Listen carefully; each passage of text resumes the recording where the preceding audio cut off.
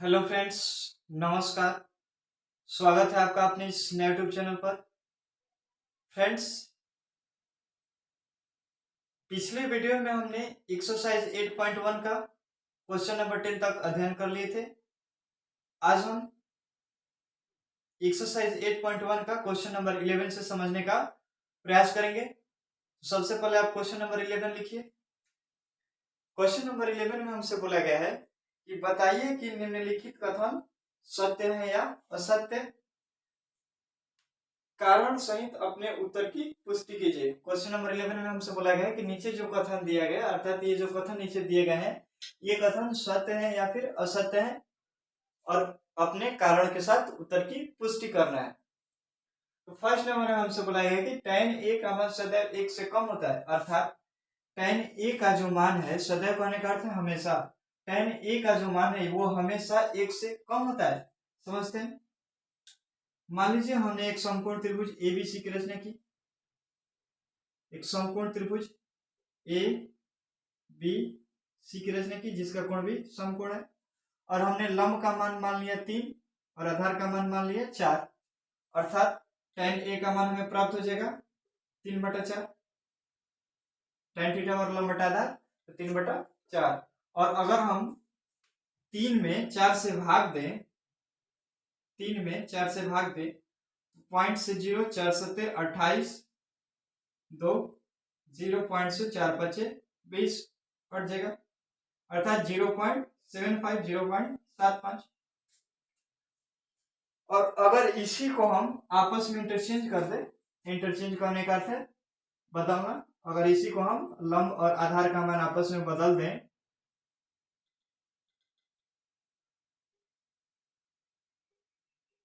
अगर हम लंब आधार का मान बदल दें, अर्थात लंब का मान यहाँ पर 3 है तो हम आधार का मान 3 कर देंगे, और आधार का मान 4 है तो हम लंब का मान 4 कर देंगे। अगर इसी को हम आपस में इंटरचेंज कर दें तो tan a का हमें मान प्राप्त हो जाएगा, tan a बराबर लंब बटा आधार अर्थात 4/3।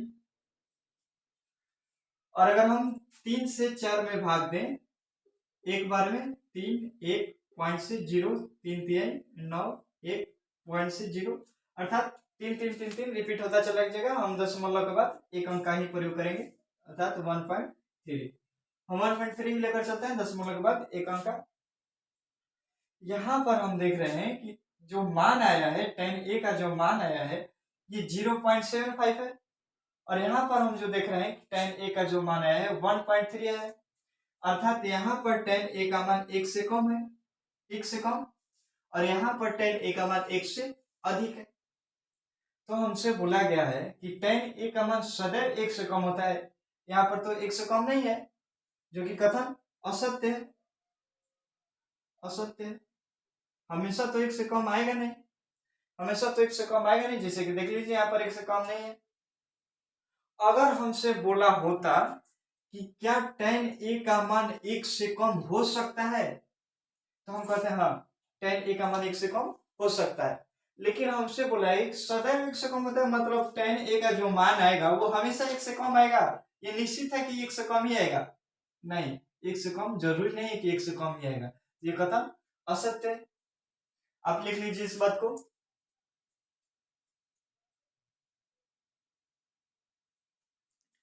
आगे समझते हैं। हम चाहते हैं कि आपको एक और तरीका बता दें त्रिकोणमितीय फलन पर। वैसे तो हमने आपको त्रिकोणमितीय फलन का मान बताया नहीं है, जो कि हम अगले वीडियो में बताने वाले हैं। त्रिकोणमितीय फलन आगे पढ़ना है, लेकिन फिर भी आप समझ लीजिए, आप समझने का प्रयास कीजिए, बात समझ में आ जाएगी। tan 0, tan 0 का मान 0, tan 30, tan 30, tan 30 डिग्री का मान 1/√3, tan 45, tan 45 का मान 1, tan 60, tan 60 का मान √3, और tan 90 अपरिभाषित।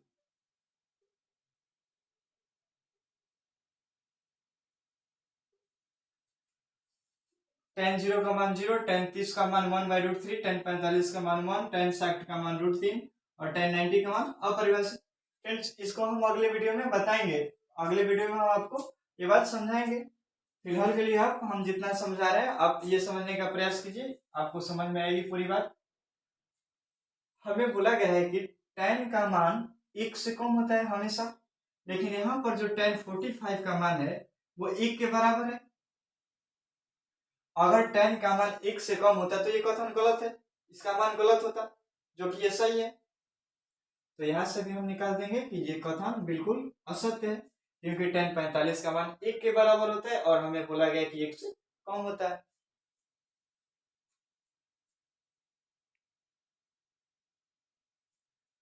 आगे सेकंड नंबर में हमसे बोला गया कि कोण ए के किसी मान के लिए सेक ए बराबर 12/5। समझते हैं इस बात को। सेक ए बराबर हमें दिया गया है 12/5। साइन का उल्टा कोसेक, कोस का उल्टा सेक, कॉस थीटा मान आधार बटा कर्ण अर्थात कर्ण बटा आधार।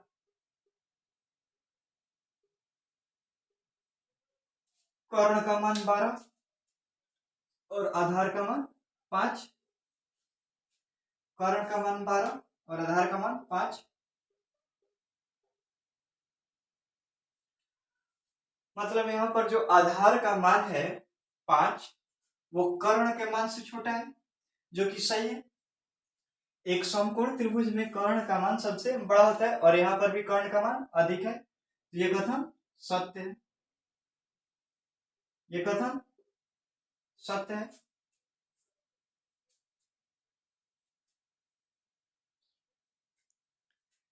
आगे क्वेश्चन नंबर 3 हम समझते हैं। cos A कोण A के कोसेकेंट के लिए प्रयुक्त एक संक्षिप्त रूप है, अर्थात क्वेश्चन का कहने का अर्थ ये है कि cos A जो है वो कोसेकेंट A का संक्षिप्त रूप है। इसको हमें बताना है कि कथन सत्य है या असत्य है। इसके लिए हम समझते हैं साइन ए का विस्तारित रूप। फ्रेंड्स पहले इसको समझिए कि ये क्वेश्चन बोलना क्या चाह रहा है, आपसे समझना क्या चाह रहा है।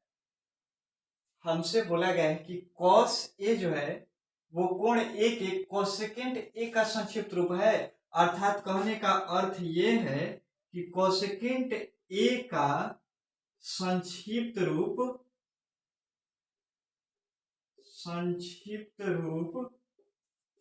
cos ए होता है या फिर cos ए है।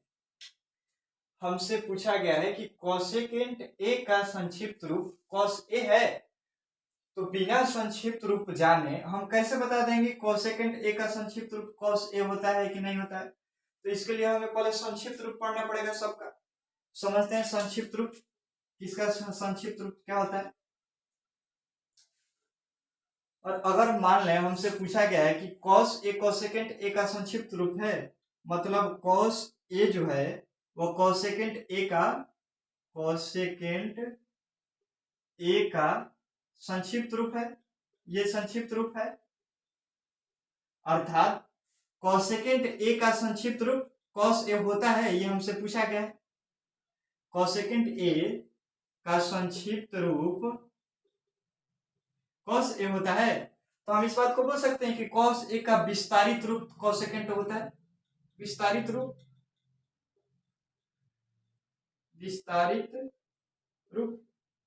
हम बोल सकते हैं कि cos ए का विस्तारित रूप कोसेकेंट ए होता है। इसी बात को दूसरे तरीके से कि cos ए का कोसेकेंट ए विस्तारित रूप है, तो इसके लिए हमको सबसे पहले विस्तारित रूप समझना पड़ेगा।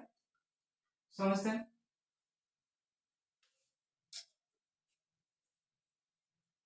हैं। त्रिकोणमितीय फलन, एक तरफ हम लिख लेते हैं त्रिकोणमितीय फलन और दूसरी तरफ हम लिख लेते हैं विस्तारित रूप।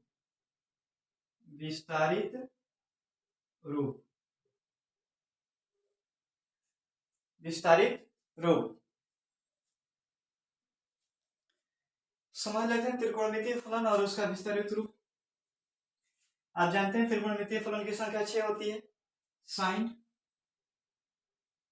और हमें कोण ए के विषय में बात करनी है। कोण ए हमें दिया गया तो हम लिखेंगे साइन ए, और साइन ए का विस्तारित रूप साइन का होता है साइन ए, साइन का साइन SINE साइन ए, अर्थात साइन ए का विस्तारित रूप साइन ए। और हम इसी बात को बोल सकते हैं कि साइन ए का संक्षिप्त रूप साइन ए। मीनिंग पर ध्यान दीजिएगा, साइन ए त्रिकोणमितीय फलन एस आई एन और इसका विस्तारित रूप S I N E sine. अर्थात हम बोल सकते हैं कि साइन ए का विस्तारित रूप साइन ए होता है, या फिर हम इसी बात को बोल सकते हैं कि साइन ए का संक्षिप्त रूप साइन ए है। आगे हम कॉस ए का समझते हैं। कॉस ए का विस्तारित रूप कोसाइन, कोसाइन ए।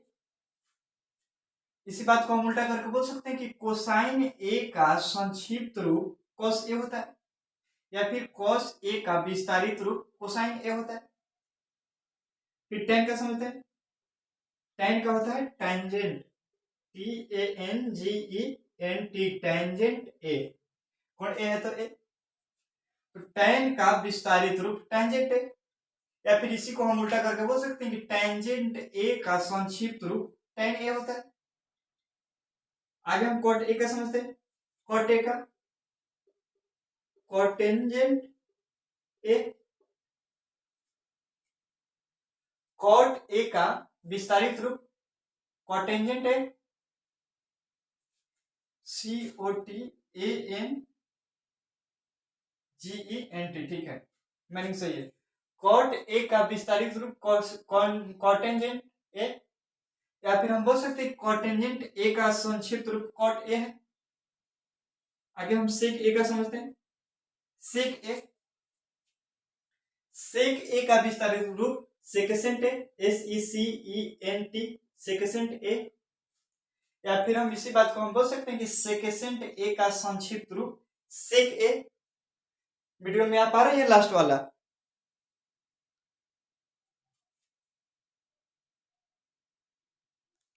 ठीक है, सेक ए का विस्तारित रूप सेकेसेंट ए, या फिर हम बोल सकते हैं सेकेसेंट ए का संक्षिप्त रूप sec A. Sine cos tan cot sec cosec, cosec का यहां पर समझ लेते हैं।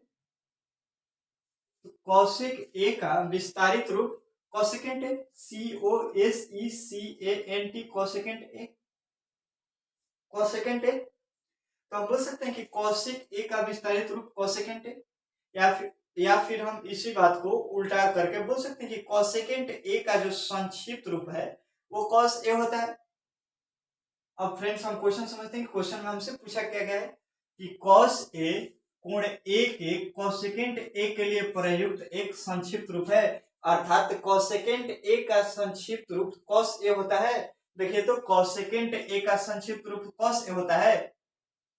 नहीं, कॉसेकेंट ए का संक्षिप्त रूप कॉसेक ए होता है, जो कि क्वेश्चन में बोला है कि कॉस ए, जो कि कथन बिल्कुल असत्य है, कथन असत्य है, असत्य है। फ्रेंड्स इतनी मेहनत के लिए तो एक लाइक बनता ही है। आप वीडियो में एक लाइक कर दीजिए। आपके लिए इतना मेहनत जो किया जा रहा है, साइन ए का विस्तारित रूप कॉस ए का विस्तारित रूप। अब इसको याद रखिएगा, साइन ए का साइन ए, कॉस का कोसाइन, टैन का टेंजेंट, कॉट का कोटेंजेंट, सेक का सेक्सेंट, कॉस का कोसेकेंट ए।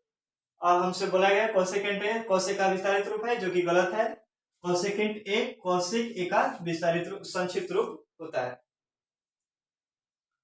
उम्मीद करता हूं कि आपको मेरी बात पूरी तरह से समझ में आ रही होगी। आगे समझते हैं question number 4। Cot A, cot और ए का गुणनफल होता है, मतलब कॉट ए जो है वो कॉट और ए का गुणनफल होता है।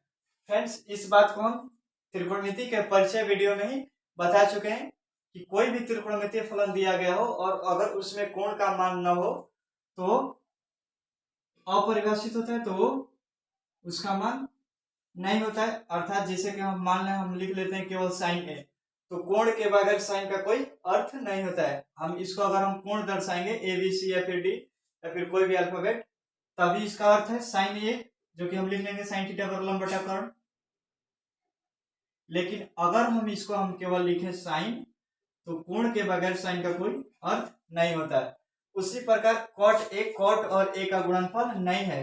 कॉट और ए का गुणनफल नहीं है। क्यों नहीं है? क्योंकि ए का प्रयोग कोण को प्रदर्शित करने के लिए किया जाता है। अल्फाबेट का प्रयोग कोण को प्रदर्शित करने के लिए किया जाता है। उसी प्रकार यहाँ पर कॉट ए कोण ए का प्रदर्शित करने के लिए प्रयोग किया गया है। तो कॉट और ए का गुणनफल नहीं है, कोण ए को प्रदर्शित करने के लिए किया गया है। आगे 5वां समझते हैं। 5 नंबर, किसी भी कोण थीटा के लिए साइन थीटा बराबर 4/3। साइन थीटा बराबर हमें दिया गया है 4/3। साइन थीटा बराबर हम जानते हैं लंब बटा कर्ण होता है, अर्थात लंब का मान 4 और कर्ण का मान 3। तो हम एक समकोण त्रिभुज का निर्माण करते हैं, समकोण त्रिभुज बनाते हैं।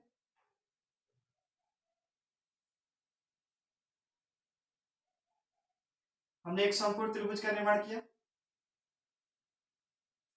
लंब का मान हमसे बोल रहा है 4, लंब का मान हमने कर दिया 4 और कर्ण का मान हमसे बोल रहा है 3।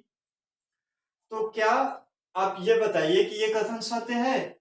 हमें बोला गया है लंब का मान 4 है और कर्ण का मान हमें दिया गया है 3 है, जबकि एक समकोण त्रिभुज में कर्ण का मान सबसे बड़ा होता है। एक समकोण त्रिभुज में कर्ण सबसे बड़ी भुजा होती है, लेकिन यहाँ पर तो कर्ण का मान लंब के मान से छोटा दिया गया है। ये जो 3 है कर्ण का मान, ये लंब के मान से छोटा है, जो कि गलत है। ये हो ही नहीं सकता है कि एक समकोण त्रिभुज में लंब के मान से कर्ण का मान छोटा हो, कर्ण का मान छोटा हो ही नहीं सकता है लंब के मान से। तो ये कथन असत्य है, ये कथन असत्य है।